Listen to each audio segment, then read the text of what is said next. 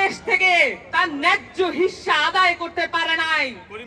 বাংলাদেশের কোন রাজনৈতিক দল, কোন রাজনৈতিক পক্ষ, কোন ফরেন মিনিস্টার পারে নাই আমাদেরকে ন্যায্য হিস্সা আদায় করে দিতে। আমাদের যত প্রতিবেশী দেশ আছে তাদের সাথে আমাদের নতজানু পররাষ্ট্রনীতি আমাদেরকে পিছিয়ে রেখেছে। সেখান থেকে মুক্তি পাওয়ার জন্য আমাদের একটি নতুন রাজনৈতিক দল প্রয়োজন। এই কথাগুলো আমরা গত 5 মাস ধরে বাংলাদেশের মানুষের কাছ থেকে আদায় করে এনেছি।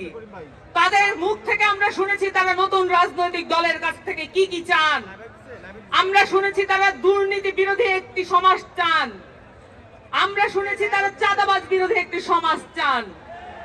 আমরা দেখেছি তারা বলেছেন এদেশে কোন রাজনৈতিক পক্ষ যাতে বাংলাদেশের মানুষের মধ্যে বিভাজন তৈরি করতে না পারে এমন একটি সংস্কৃতি তৈরি করতে চান।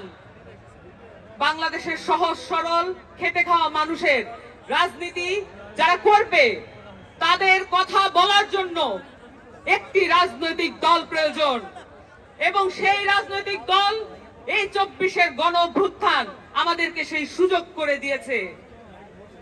আপনাদেরকে সকলকে সাথে নিয়ে এখানে যত রাজনৈতিক মতবিরোধ যাদের মধ্যে আছে বা নেই, যাদের মধ্যে যে রাজনৈতিক নীতিবিরোধ আছে, যত মত পার্থক্য আছে এবং যত রকমের রাজনৈতিক পক্ষ আছে, সকলকে সাথে নিয়ে আমরা একটি নতুন রাজনৈতিক দল ঘোষণা করব আজকে। আপনাদের সকলকে সামনের দিনের লড়াই সংগ্রামে একত্রে থাকার আহ্বান জানিয়ে, আশাবাদ জানিয়ে, আকাঙ্ক্ষা জানিয়ে একটি বক্তব্য, আমার বক্তব্য শেষ করছি।